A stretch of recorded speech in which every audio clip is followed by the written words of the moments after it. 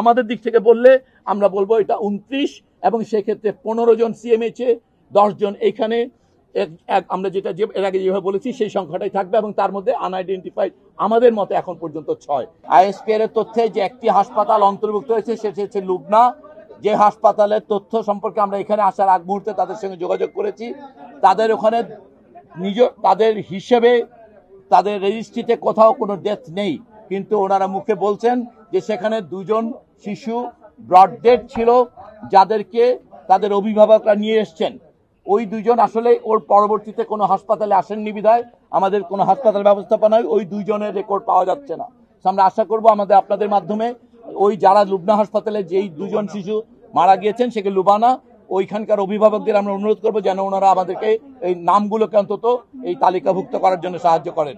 এছাড়া একটি পার্থক্য হয়েছে উত্তরা আধুনিকে, আমরা বলেছিলাম সেখান থেকে একজন মৃতদেহ সেখানে নিয়ে যাওয়া হয়েছে সিএমএইচে, ওই সংখ্যাটি নিয়ে আমাদের সঙ্গে আইএসপিআর এর তথ্যে পার্থক্য হয়েছে। আমরা বলেছি 15 জন, আমরা আসার আগে নিশ্চিত হয়েছি সিএমএইচে 15 জনের এই মৃতদেহ আছে, যদিও আইএসপিআর এর তথ্যে সেখানে 16 জন বলা আছে।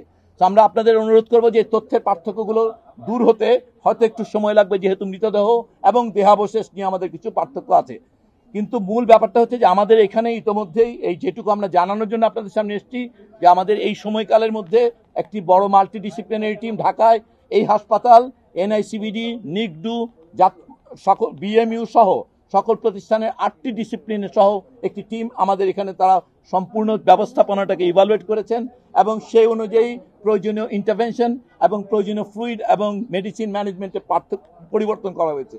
ইতিমধ্যে আমাদের সঙ্গে এই হাসপাতালের সঙ্গে যে যাদের এমওইউ আছে সিঙ্গাপুর জেনারেল হসপিটাল, তাদের সঙ্গে যোগাযোগ করা হয়েছে হাসপাতাল থেকে, তাদেরকে কেস রিপোর্ট পাঠানো হয়েছে। ওনাদের একজন সিনিয়র কনসালটেন্ট এবং 2 জন নার্স আজকে রাতে এসে পৌঁছাবেন। আমরা আশা করি যে ওনারা আগামীকালকে থেকেই এই টিমে ওনারা জয়েন করতে পারবেন। এর পাশাপাশি অন্যান্য হাসপাতালে ভর্তি রোগীদের ক্ষেত্রে আমরা বিশেষ কোনো আপডেট নেই, কিন্তু আপনাদের জন্য এই হাসপাতালে ভর্তি রোগীদের মধ্যে আমরা ইতিমধ্যেই 2 জনকে আমরা কেবিনে শিফট করতে পেরেছি, যেটাকে আমরা একটা উন্নতি বলে মনে করি। এছাড়াও আমাদের এইচডিইউতে থাকা এই মাল্টিডিসিপ্লিনারি ইভ্যালুয়েশনে অন্তত 10 জনকে ওনারা শঙ্কামুক্ত বলে বলেছেন।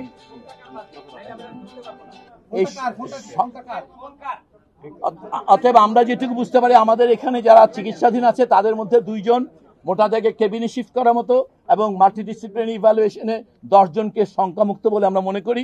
বাকি 30 জন এখন গ্রে আউট লাইনে বা একটা অস্পষ্ট জায়গায় আছে, যার মধ্যে 10 জনকে আমরা মনে করছি এখনো শঙ্কার মধ্যে আছেন, বাকিদের মাঝামাঝি জায়গায়।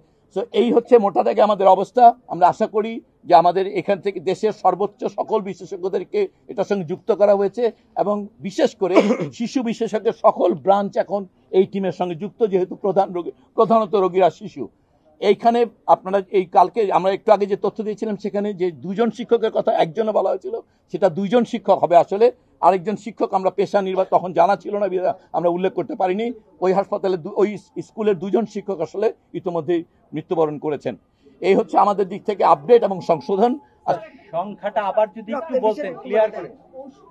কোন রকম এক কথায় বলতে পারি আমরা এখানে প্রায় 70 থেকে 80 ধরনের ওষুধ সরঞ্জামাদির প্রয়োজন, যেগুলো সম্পূর্ণ ইনভেন্টরি করে এখানে সংগ্রহ করা আছে এবং আগামী 72 ঘন্টার জন্য আমাদের প্রস্তুতি আছে। এরপরে যদি কালকে বিদেশি দল আসার পরে যদি কোনো ধরনের নতুন কোন ডিভাইস এবং ওনারাও কিছু যন্ত্রপাতি নিয়ে আসবেন, সো যদি কোনো কিছুর প্রয়োজন পড়ে আমরা এই ব্যাপারে একদম সরকারের স্বাস্থ্য পরিবার কল্যাণ মন্ত্রণালয় নিশ্চিত করছে যে সকল ধরনের সরঞ্জাম, ঔষধ, ফ্লুইড অথবা অন্যান্য যা প্রয়োজন সেগুলো এই হাসপাতালে ব্যবস্থা করবে। এছাড়াও আপনারা এই সংখ্যায় বারবার পিড়াপিড়ি করতে সংখ্যাতে একটু পার্থক্য হচ্ছে, তারপর আমরা বলেছি ইতিমধ্যেই যে আবারও বলতে হবে,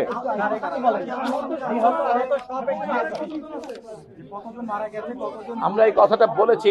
এই মুহূর্তে হাসপাতালে ভর্তি আছে 69 জন, 69 জন ভর্তি আছে সব হাসপাতাল মিলে।